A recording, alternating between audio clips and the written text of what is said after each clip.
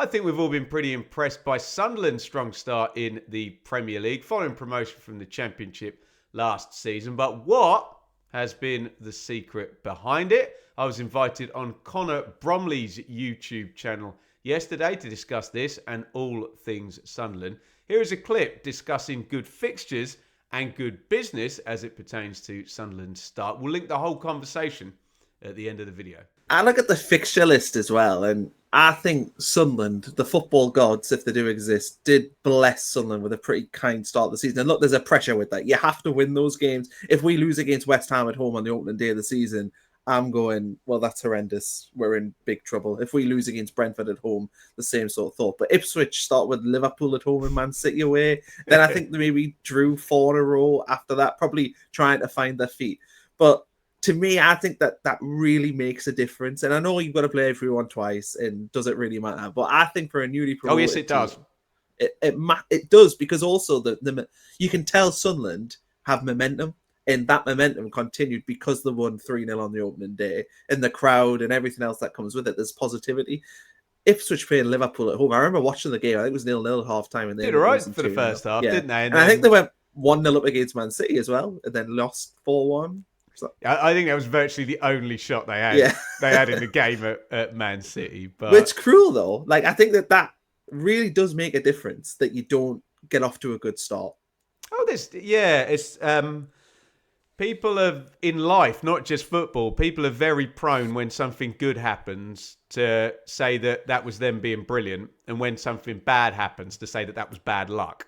Where there's good luck and bad luck everywhere in football. I mean, look at the end of last season for Sunderland and the playoff games. You can say Sunderland were, quote, lucky in all 3 of the playoff games, or you can say you get doors open in life and in football. And is Isidore going to run through and smash in a goal against Coventry? Is Ballard going to head one in just before the penalties? And I was there at the final. It was kind of like that was the only way Sunderland were going to win that game at that point, and almost played into their hands that they had to go for it. And yeah, okay, the fixtures open up a little bit. You still got to go and win them, haven't you?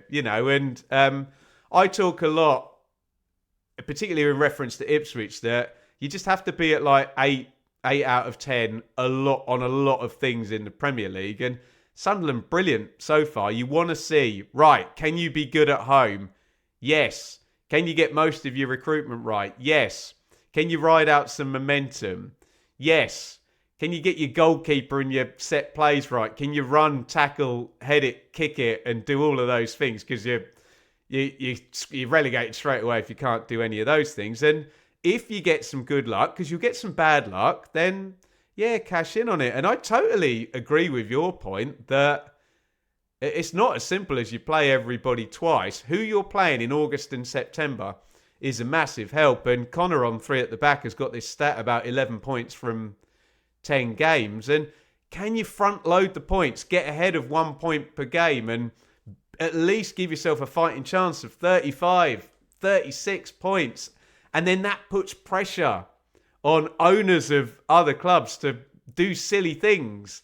And then that can be bad luck for them and good luck for you. And stupid things like, timing of opponents. Can you get Forest after they've played in Europe? Can you get Wolves before they sack their manager rather than after they sack their manager? And, we try and be impartial here, but obviously I'd love Sunderland to stay up, and I'd love all of the good luck things to go for them. And, because take your good luck on the one hand and take the system essentially being massively against them on the other hand. And I'm like, well, don't they deserve some nice fixtures to start with?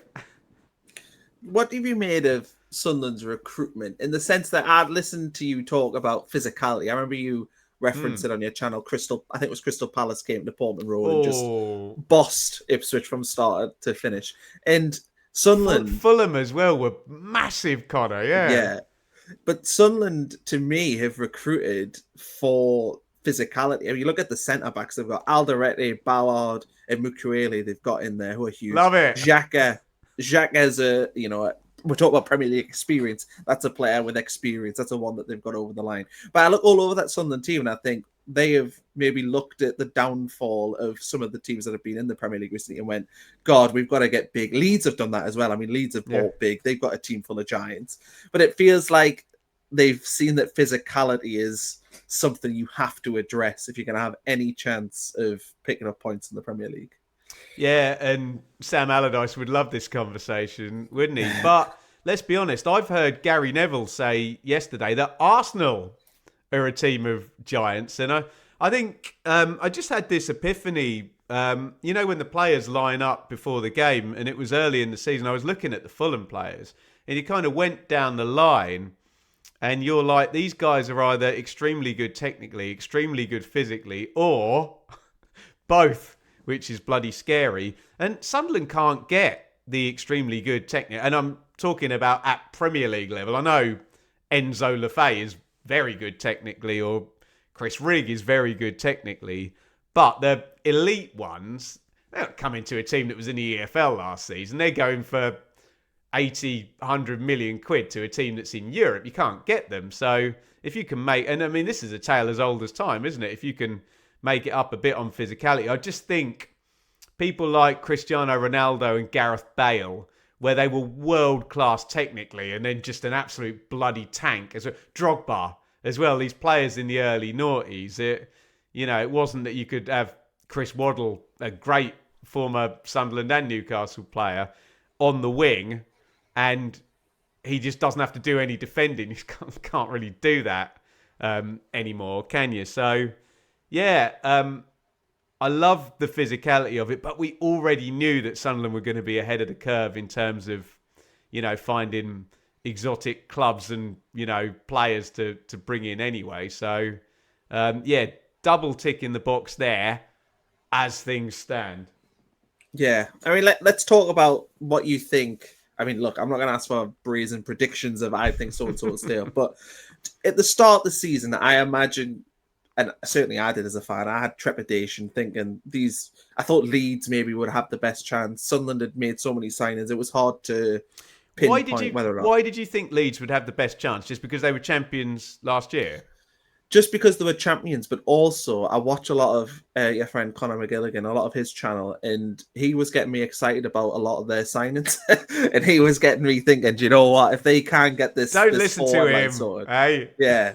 But I just thought Leeds, they started from the highest. They had the best. I know they finished level with Burnley, but they had the best team. So I thought Leeds probably had the best chance of the three. But I don't know if this is biased now, but I think Sunderland have probably got the best chance now of the three. I feel like that's a general consensus that I'm seeing everywhere, that Sunderland, you know what, because of their business and what they've done and who they've brought. Like Xhaka, for me, I still can't really understand why he plays for Sunderland. I don't really. Well, let me reframe it for you, Connor. Who's on the best trend upwards out of the three? Yeah. It's Sunderland, isn't it? Because they've come from, a playoff win and a new manager and the crest of a wave, whereas it is easy to get stuck in the mud, yo-yoing between the divisions. And as much as Leeds and Burnley had a big advantage in terms of having the parachute payments, that does bring its own stresses as well.